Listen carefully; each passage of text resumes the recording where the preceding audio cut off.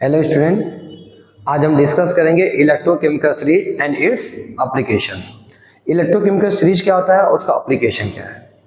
देखिए, जब हम क्या किए कि हर एक इलेक्ट्रोड को SHE के साथ कनेक्ट करके, जो रेफरेंस इलेक्ट्रोड था उससे कनेक्ट करके, और हमने हर एक इलेक्ट्रोड का जब पोटेंशियल निकाल लिया, ठीक है, तो हमने क्या किया, उस पोटेंशियल को एक आर्डर में क्या किया, अरेंज किया। एक आर्डर में क्या किया, अरेंज किया। और जब हमने उसको एक आर्डर में अरेंज किया तो हमें एक सीरीज मिला, जिस सीरीज को हमने क्या बोला, इलेक्ट्रोकेमिकल सीरीज। तो अब क्वेश्चन ये कि सर, ये जो अरेंजमेंट हमने किया इलेक्ट्रोड पोटेंशियल का, तो हर एक इलेक्ट्रोड का किसी का SRP निकल के आ रहा था, किसी का SOP निकल के आ रहा था। तो हमने किस बेस पे अरेंज किया? तो अकॉर्डिंग टू IUPAC ने कहा कि आप जितने भी इलेक्ट्रोड्स हैं, आप उनका क्या लेंगे, स्टैंडर्ड रिडक्शन पोटेंशियल लेंगे। ठीक है, जितने भी इलेक्ट्रोड है आप उनका क्या लेंगे, स्टैंडर्ड रिडक्शन पोटेंशियल लेंगे, और उसको एक आर्डर में क्या करेंगे, अरेंज करेंगे। तो जब हमने क्या किया कि डिफरेंट टाइप के इलेक्ट्रोड्स के SRP को लेकर के, मतलब स्टैंडर्ड रिडक्शन पोटेंशियल को लेकर के, जब उसको इंक्रीजिंग आर्डर में अरेंज किया तो हमें एक सीरीज मिला, और उसी सीरीज को हमने क्या बोला, इलेक्ट्रोकेमिकल सीरीज बोला। इलेक्ट्रोकेमिकल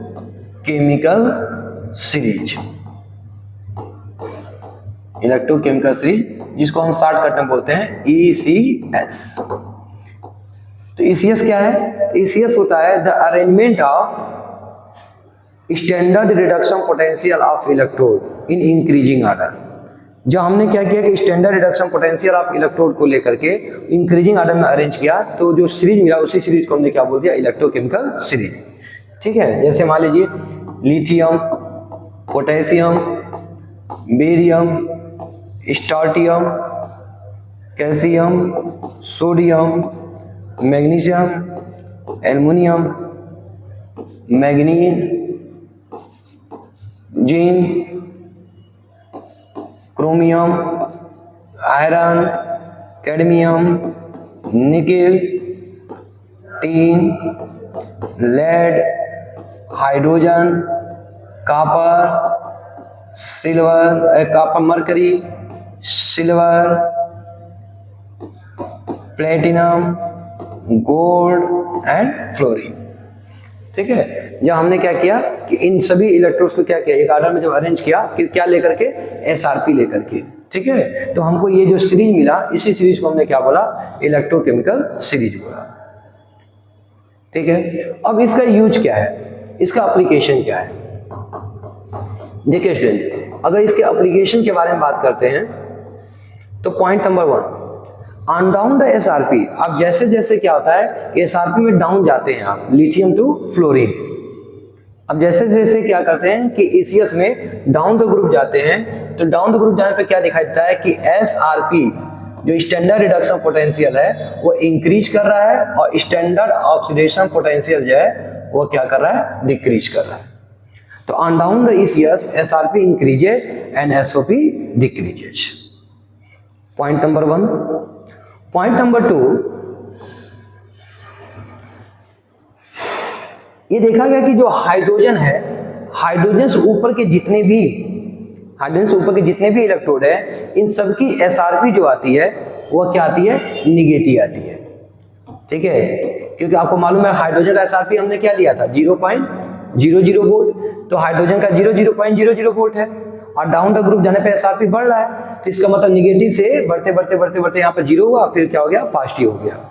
तो हाइड्रोजन से ऊपर वाले जितने भी क्या है इलेक्ट्रोड है, उस सबकी SRP क्या है, निगेटिव है। किसका, above the hydrogen electrode, above the hydrogen electrode. और हाइड्रोजन से नीचे वाले जितने भी हैं उन सबकी जो SRP है वो क्या है, पॉजिटिव है, बिलो द हाइड्रोजन इलेक्ट्रोड।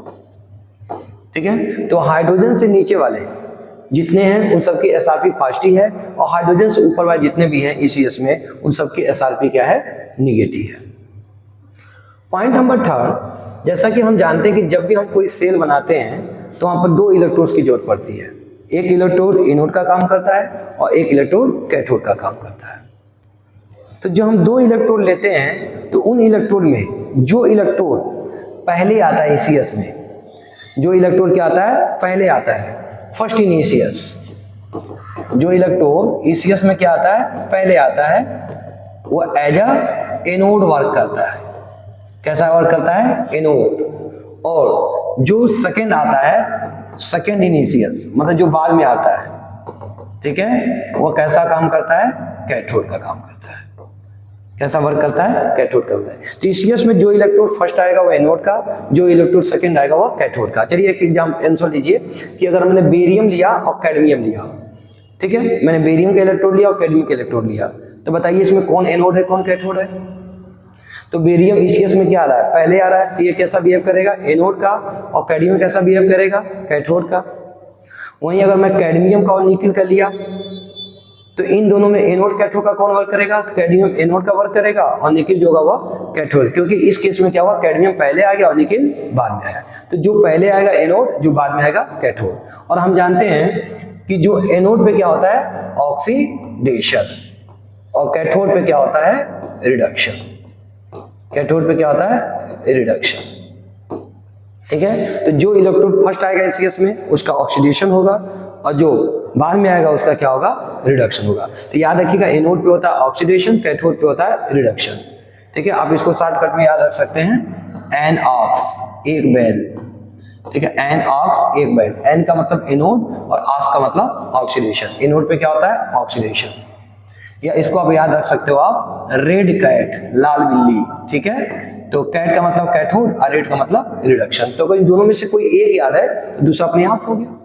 भाई एनोड पे ऑक्सीडेशन होगा तो कैथोड पे क्या होगा, रिडक्शन होगा। क्लियर है। और जो पहले आएगा वो एनोड, जो बाद में आएगा कैथोड। और एनोड पे होता है ऑक्सीडेशन तो कैथोड पे होता है reduction. Clear. Next point, point number 4।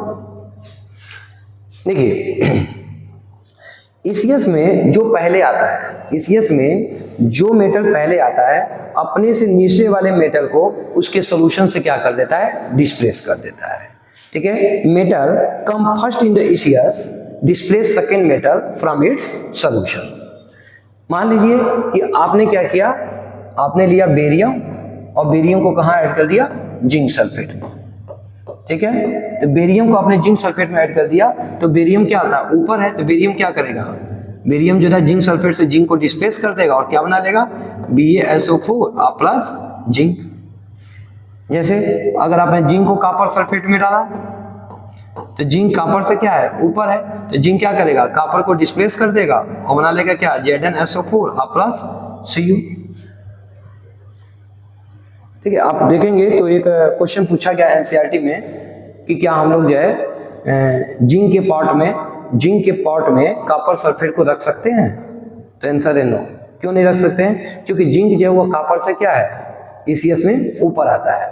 तो जिंक क्या करेगा, कॉपर सल्फेट से कॉपर को क्या कर देगा, डिस्प्लेस कर देगा। और यही रीजन होता है कि कॉपर सल्फेट को हम जिंक के पॉट में नहीं रख सकते।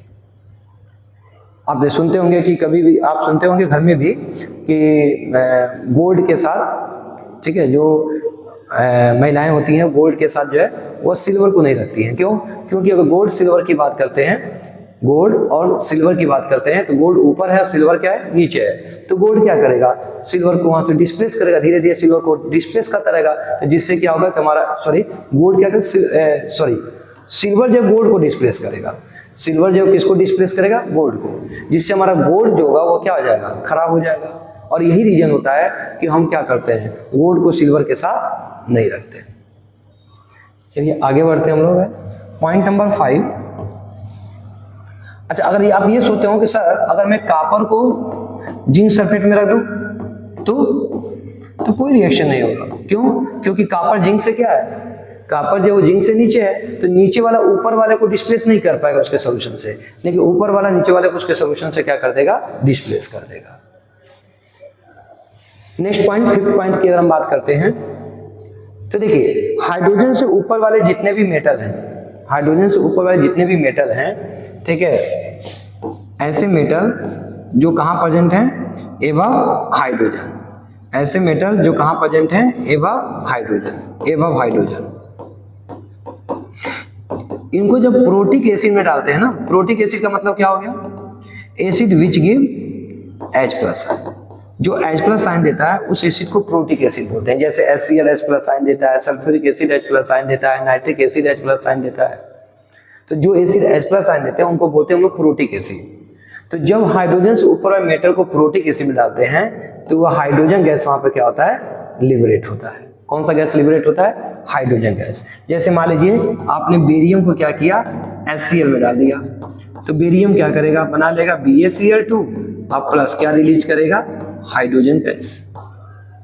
वहीं जैसे जिंक को आपने किस में ऐड कर दिया, H2SO4 में, तो जिंक क्या करेगा, बना लेगा ZnSO4 और क्या रिलीज करेगा यहाँ पे, हाइड्रोजन गैस।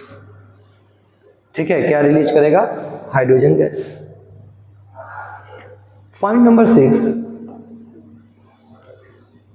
जितने भी मेटल हैं हाइड्रोजन से नीचे वाले, ठीक है, बिलो द हाइड्रोजन, हाइड्रोजन से नीचे वाले जो मेटल होते हैं इनके जो ऑक्साइड्स होते हैं वो थर्मली अनस्टेबल होते हैं। थर्मली क्या होते हैं, अनस्टेबल होते हैं। ठीक है, हाइड्रोजन से नीचे वाले जितने भी मेटल होते हैं उनके जो ऑक्साइड होते हैं वो थर्मली अनस्टेबल होते हैं। जब आप इनको हीट करते हो तो ऑक्सीजन गैस देने लगते हैं। जैसे मान लीजिए सिल्वर ऑक्साइड है, ठीक है, सिल्वर ऑक्साइड है, और सिल्वर ऑक्साइड को क्या करते हैं सिल्वर ऑक्साइड को अगर हम हीट करते हैं तो ये बना लेता है 2 सिल्वर और प्लस यहाँ से ऑक्सीजन गैस क्या करता है, लिबरेट करता है। ऑक्सीजन गैस क्या करता है, लिबरेट करता है। पॉइंट नंबर 7, पॉइंट नंबर 7 क्या है, देखिए हम कहते हैं कि जैसे जैसे टॉप टू बॉटम जाते हैं तो टॉप टू बॉटम जाने पे स्टैंडर्ड रिडक्शन पोटेंशियल की वैल्यू बढ़ती है। मतलब रिडक्शन पोटेंशियल वैल्यू बढ़ रही है। रिडक्शन पोटेंशियल वैल्यू बढ़ने का मतलब कि रिड्यूस होने की टेंडेंसी बढ़ रही है। रिड्यूस टेंडेंसी मतलब इलेक्ट्रॉन को गेन करने की टेंडेंसी बढ़ रही है। ठीक है, तो मतलब फ्लोरीन जो है वो आसानी से इलेक्ट्रॉन गेन कर लेगा क्योंकि उसकी रिडक्शन पोटेंशियल वैल्यू क्या है, हाई है। तो जो इलेक्ट्रॉन को गेन करता है उसका रिडक्शन होता है, और जिसका रिडक्शन होता है वो कैसा बिहेव करता है, एज ए ऑक्सीडाइजिंग एजेंट। मतलब इसका ऑक्सीडाइजिंग पावर क्या होगा, हाई होगा।